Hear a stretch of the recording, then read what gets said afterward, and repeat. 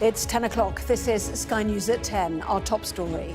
From intimidation to implosion, the damning report into the Titan disaster and the sub its owners pretended was indestructible. The 5 victims, who included the man the investigation held mainly responsible, and the calls for tougher safety standards in future.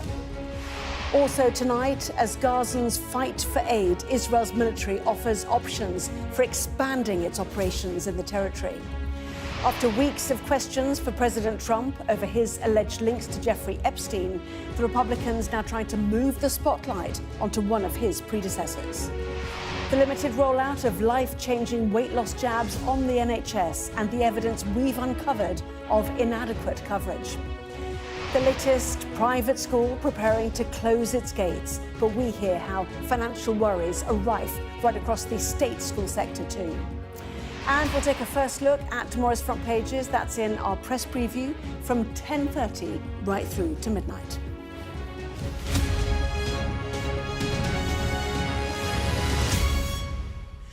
Hello there, good evening. It is 2 years since the fate of the submersible Titan and its 5 occupants were sealed in an instant of destruction far beneath the surface of the Atlantic Ocean. Today, an excoriating report from America's Coast Guard made clear how preventable that tragedy was. The company which operated the sub, Oceangate, had ignored data and inspections and used intimidation tactics to evade scrutiny. Our data and forensics correspondent Tom Cheshire has taken a look at the findings. Get ready for what Jules Verne could only imagine, a 12,500-foot journey to the bottom of the sea. A submersible designed to visit the wreck of the Titanic, portrayed by its chief executive as indestructible. That description was hubris. Much more importantly, though, it was also a contributory factor in a preventable tragedy, according to an official Coast Guard investigation, because it created a false sense of security for passengers. The report severely criticised Stockton Rush, the Oceangate CEO who was in charge of Titan and who died alongside 4 others on board. He was the master of the submersible and in charge of the safety and was negligent from the standpoint of not complying with any standards and not maintaining the vessel. The Titan submersible launched on the morning of June the 18th, 2023. Approximately 90 minutes later, it lost contact. Those monitoring the sub from the surface, including Rush's wife, heard a loud noise. And then, nothing. 5 days of frantic search and rescue followed, a huge Coast Guard operation. Eventually, they found the crushed wreckage, lying some 500 meters away from the Titanic itself. The submersible had suffered a sudden catastrophic implosion, resulting in the immediate loss of all life on board. I'm the chair of the Coast Guard Marine Board investigation. The subsequent investigation painted a damning picture of Oceangate, the company that built the Titan. You have to have the confidence in the equipment to do the job. It's like every other industry. If you don't have the confidence in it, you don't do it. That's it. And did you have confidence in the way that the Titan was being built at this time? No confidence whatsoever. And I was very vocal about that, and still am. The final 335-page report by the Coast Guard Marine Board of Investigation presents a litany of errors. The design and testing of the craft was flawed, and the construction of the carbon fibre hull introduced flaws, weakening its structural integrity. Oceangate relied on a novel real-time monitoring system to assess the condition of the hull, but failed to analyse it. The company also continued to use the Titan after a series of incidents compromised the integrity of the hull and failed to investigate or analyse them. A toxic workplace environment dissuaded employees and contractors from expressing safety concerns. And the CEO's sustained efforts to misrepresent Titan as indestructible provided a false sense of security for passengers and regulators. Those mistakes, and many others beside them, killed 5 people. British businessman Hamish Harding, French explorer and Titanic expert Paul-Henri Nargeolet, Pakistani businessman Shahzada Dawood, and his 19-year-old son Suleiman, and Rush himself.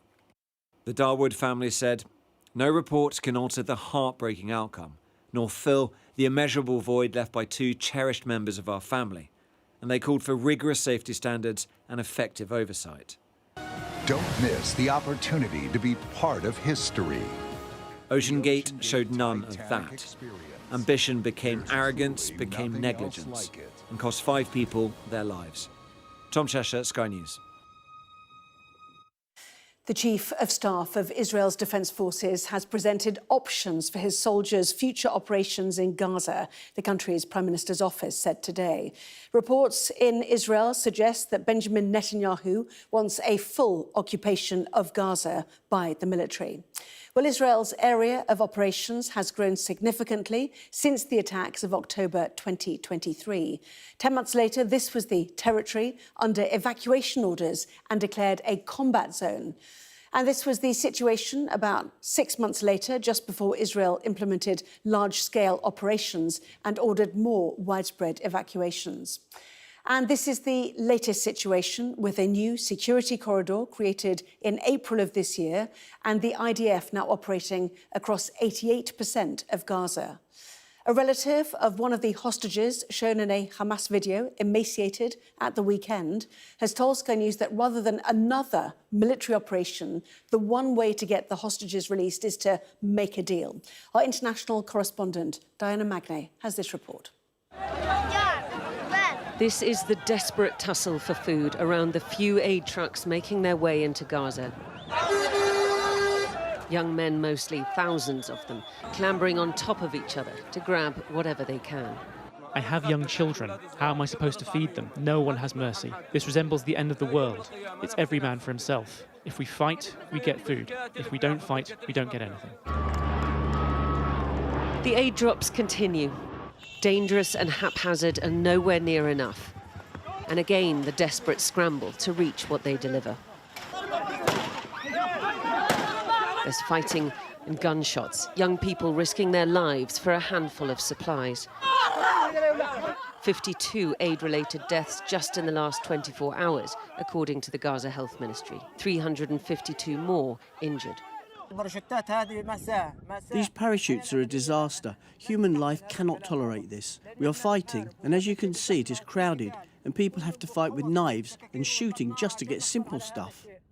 Israel's defense minister visited Gaza on Tuesday ahead of a top-level security meeting to discuss next steps, with Israel's prime minister, according to Israeli media, set on full-blown military expansion and occupation of the Gaza Strip. The debate inside between the military and the government is whether to do it in one move or whether to do it gradually.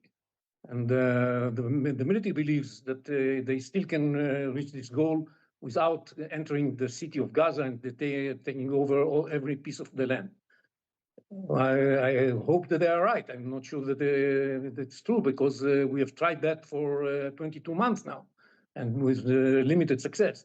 Spurring Mr. Netanyahu on gruesome video released by Hamas of emaciated Israeli hostages Eviatar David and Ron Breslavsky, their families agreeing to its release, scared that further fighting will only endanger them more.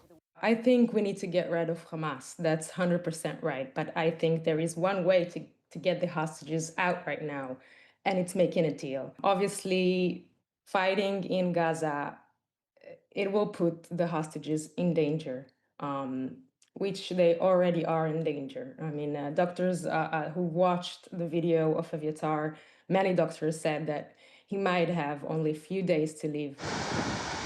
And what will full-blown military expansion mean for all those residents of Gaza who continue to endure, the serially displaced, pushed to the very brink of existence already? Diana Magnay, Sky News, Jerusalem. Well, we heard there from the cousin of the Israeli hostage, Eviatar David, and tonight his brother has addressed the United Nations Security Council, urging members to act. My brother was a living skeleton. He had barely the strength to move or speak, his voice barely recognizable. In that video, my little brother was forced to speak to the world and then actively began to dig his own grave inside a filthy, dark tunnel in Gaza. My mother and I could not even bring ourselves to watch it. We knew that if we did, we would be unable to function.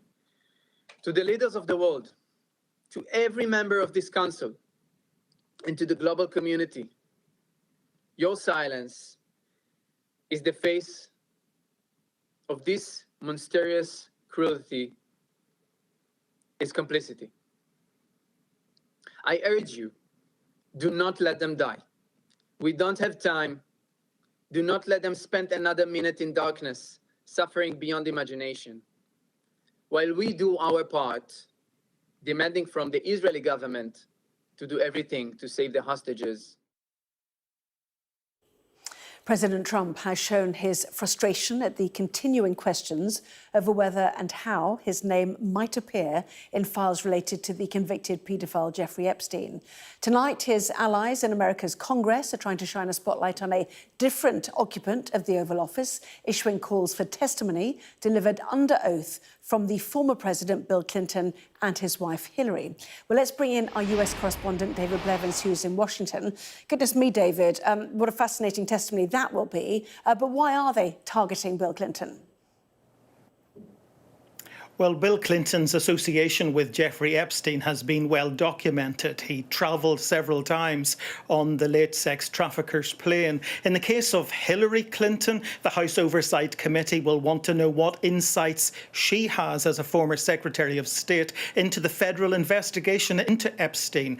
It is one thing for them to subpoena Ghislaine Maxwell, the former girlfriend and accomplice of Epstein, but it's another altogether to summons the Clintons. Very rare for congressional oversight to demand a deposition from a former president and First Lady of the United States. And I think it is significant for a number of reasons. It shows that the bipartisan call for accountability is gaining momentum. Democrats and Republicans voted to call the Clintons. It sets up a showdown between the Department of Justice and Congress if the Attorney General Pam Bondi still refuses to release the Epstein files. And I think it shows the enduring public interest in accountability. Remember, all of this is back in the focus because Donald Trump, the candidate, vowed to release the Epstein files, but a government led by Donald Trump, the president, has chosen not to do so.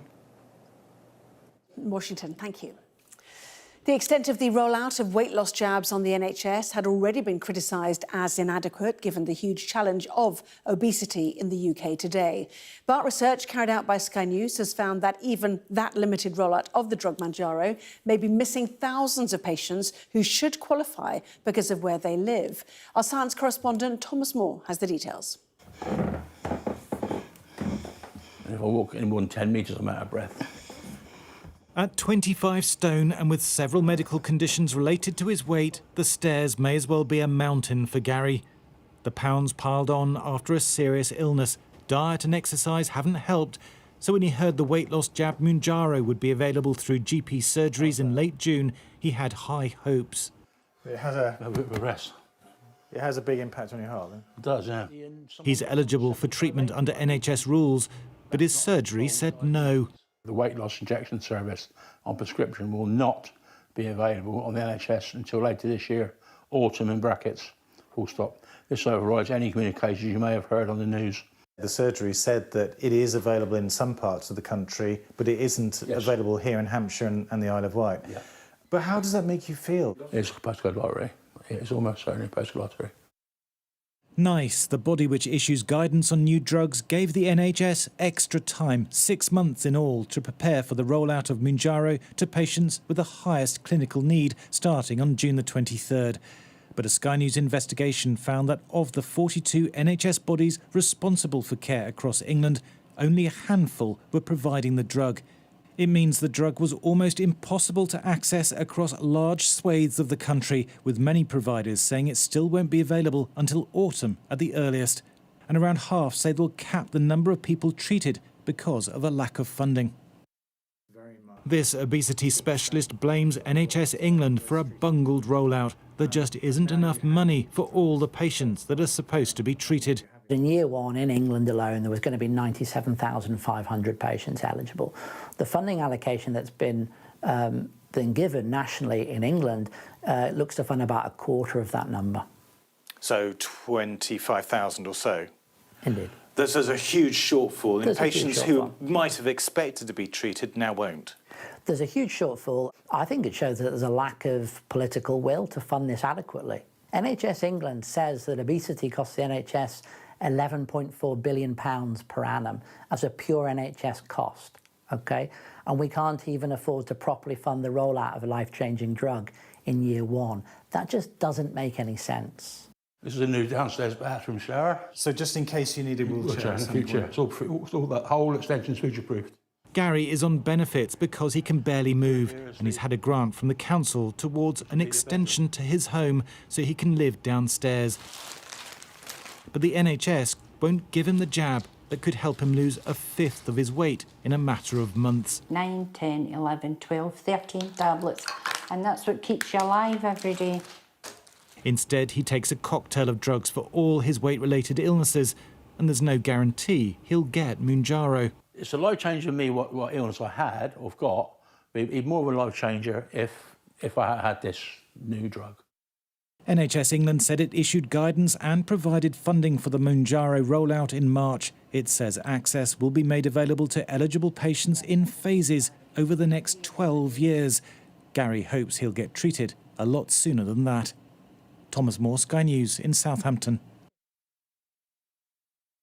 And you can hear more on this in the Sky News Daily podcast with Neil Patterson. Scan the QR code on your screen to listen and follow wherever you get your podcasts. Now, flash floods in northern India have killed at least 4 people and left many others trapped. Several homes and shops swept away in the state of Uttarakhand. The state's chief minister said rescue agencies there were working on a war footing. Sky News understands the chief executive of Ofwat, David Black, is to step down within months as Britain's water regulator prepares to be abolished by ministers. Water companies are under increasing pressure from the Environment Secretary, Steve Reed, over their award of executive bonuses, despite the increasing number of serious pollution incidents. Tommy Robinson has been released on bail after being arrested over an alleged assault at St Pancras Station. Footage shared online appears to show the far-right activist, whose real name is Stephen Yaxley Lennon, pacing around the London station with another person lying still on the floor nearby. Authorities in Thailand are trying to deal with a huge increase in the popularity of a concoction mixing methamphetamine and caffeine. Made in the midst of a civil war in Myanmar, it's making its way across the border on a huge scale. Cordelia Lynch has been to a monastery which doubles as a rehab centre, and a warning: the following report contains footage of people vomiting. It's the Thailand you probably recognise. Buddhist monks, meditation, a serene soundscape. But this isn't just a monastery, it's extreme rehab. The worshippers are drug addicts, hooked on yaba, a methamphetamine mixed with caffeine that's exploded in Southeast Asia. Here, going cold turkey means taking sweltering steam baths. But there's another, far more obscure treatment. It starts with a ceremony. Then, a drink. A dark potion of more than 100 secret ingredients. It ends with everyone vomiting. Fluke works in construction. He was taking 10 pills a day. On any day that I didn't take it, I wouldn't be able to do anything. I couldn't even sit up straight. I couldn't get up. I would sleep all the time. Why do you think it's been able to grow so much? There was a period of time when the government allowed people to have up to 5 tablets of yaba. It encouraged people to take it who had never tried it before. When they took it, they became addicted. The yaba problem isn't new, but right now it's booming. Dirt cheap, as little as 10 pence a pill, and wildly easy to get. Most yaba is made in war-torn Myanmar. Chemicals being supplied constantly from China and India. Production is happening on an industrial scale, taking place in the middle of a civil war in Myanmar, and a huge amount is getting through this porous border with Thailand. And this is where it's slipping through. Dark, vast forests. This is the kind of dense terrain that smugglers are managing to move through in groups of between 10 and 50 people, and many of them are armed with AK-47s. It's a deadly game of whack-a-mole for the Thai military. This unit had more than 20 violent clashes this year, with 9 smugglers killed. Why do you think there's been such an explosion in Yaba? Drugs are manufactured in these ethnic minority areas in Myanmar, where soldiers from neighbouring countries are unable to operate. The groups need income to fund their militia forces. The military regime in Myanmar is also profiting from Yaba.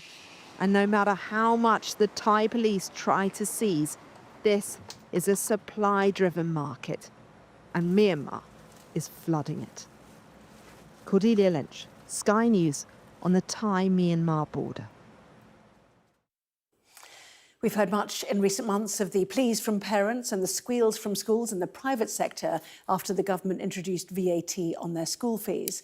Tonight, one private school is in a final attempt to raise at least £1 million to avoid its closure. The organisation representing state school governors told Sky News that financial pressures are also hitting their institutions hard, as our correspondent Greg Milam reports. For almost 200 years, the grand setting of Barlborough Hall has been home to a private school. Now, along with its sister school, Mount St Mary's College, it's closed. Financial pressures, changes to business rates and VAT on school fees, it says, are to blame. Staff like Adele Fox, a single parent with 2 children at the school, now face finding places for them and a job for herself. Come September, my children, they have to be in a school, but I can't get them in a local authority school because they're all full. It doesn't feel like the government's made provisions for private schools closing, and for these children that are coming out of private schools, there's 600 across both schools. I've also already paid my VAT and tax through my wages to pay for a state school place I'm not using. So I am, in effect, I'm paying twice for a school place. Parents are trying to raise £1 million by tonight to keep the school out of administration, while students like Madison consider the alternatives. I've been here since I was 3, so I don't know any different. I'm in the middle of my A-levels, so it's not an ideal time for this to happen because I'm already over halfway through everything, so trying to find somewhere to settle in and also find somewhere that does what I'm doing with the same exam boards is a big struggle. Of course, only about 6% of children in England attend private schools, but can state schools afford to take those in need of a place? Financially, the state school system is completely at breaking point. More respondents this year than ever before have said that managing the school budget and balancing it is of their greatest concern. Over 70% of school boards that answered our annual governance survey have said that they're struggling to balance their budget. That's the greatest number that we've ever had reported in the 15 years that we've been running the survey.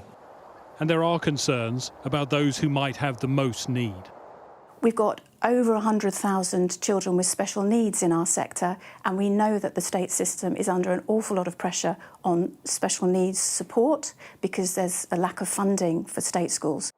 The government says ending tax breaks for private schools will raise money to support the 94% of children who attend state schools. But more than 50 independent schools like this one have either closed or announced they will. Greg Milam, Sky News. Well, it was one of the images of the riots which broke out across England last summer. A group of masked men surrounding our correspondent, Becky Johnson, as she reported from a majority Muslim part of Birmingham. 1 year on, Becky has returned to the area to speak to local people about why the fears of far-right protest led to such chaos and violence. This is her report. We're in Bordesley Green in Birmingham. As we reported live during the height of the riots last summer, local Muslim men were gathering because they'd heard far-right protesters were on their way. Muslim community leaders have been speaking to the police as well because... Free Palestine! Free Palestine! But I think, apologies for the language you're hearing, but a sense of I think you can hear there. As we tried to leave, we were followed by a man with a knife who attacked our van. He's going to A year on, we've come back to speak to people from this community. Why did people feel the need to go out on the streets? The local community had lost faith in the local elected members as well as the local policing units. And they thought that the only way to protect themselves and the community was by coming out in force. In every community we have our sort of, should we call them idiots, and you can't control their behaviour. There was a concern that the far-right group that was coming may well be armed. So I think it was just trying to counteract what they thought was coming. Bordesley Green is a majority Muslim area, but these men invited Jerry, who lives here too, to give us a white man's take on what happened. They were actually stopping cars, and then you can, on the social media output, there's white people in that car. And chasing them, yeah. They were looking for what they thought were the enemy, white people, and trying to find white people, which is why I stayed in my house. We were very clearly there as journalists. We had a broadcast vehicle. I was actually reporting live at the time that it happened. So it was very clear the reason why we were there. So why were we targeted? It was quite upsetting because obviously you'd seen me about half an hour prior, and then you've seen this, and it was just a handful of mindless individuals. We have them in our community, and you guys have them in your community. But was it because we are white journalists? No. It's because we were white? No, it's not because you're white, it's because they're actually bored. It's bored, and they wanted a bit of excitement. If we had all been Asian, would that have happened? Of course. Yeah. I think it's just, like I said, it's the heat of the moment. Save our kids! I'm keen to move the conversation on to ask how the current wave of anti-immigration protests that began in Epping have left this community in Birmingham feeling. I would like to go and join them and stand out. The anti-immigration Yeah, protests? the anti-immigration. Why? Because we have this problem within our own communities and people don't talk about it. We feel exactly the same and we understand how the English feel with the immigration. So you're saying you almost want to go and join these protesters. However, you feel that you're were going you there. to walk up to the protesters, what do you think the reaction would be? Well, this is it. They think I'm an immigrant, born here, 58, and they look at me as a foreigner or a migrant when I walk. A lot of the crime locally now is caused by a certain diaspora of immigrants that have come into this area. I believe that the average white guy isn't racist, they're just fed up. Yeah. The question is for us now, as people who are born and bred in this country, what is our identity? Who are we? Right? So we, as a white person born in this country, you're automatically accepted. Are we going to be accepted? How many generations will it take for us to be accepted? It's clear tension remains here around race, religion and identity, but there's also a real sense of frustration about immigration and its impact on life in Britain. Becky Johnson, Sky News, Birmingham. Well, that was Sky News at 10. Coming up, we'll take a first look at tomorrow's newspapers in the press preview tonight, joined by the Deputy Political Editor of the Daily Mail, Harriet Lyne, and the journalist and broadcaster, Sonia Soda. Welcome and lovely to see both of you. So among the stories, we will be discussing this on the front of the Telegraph. Its headline, Reeves told to raise taxes now to fix a £50 billion black hole. That and plenty more when we come back.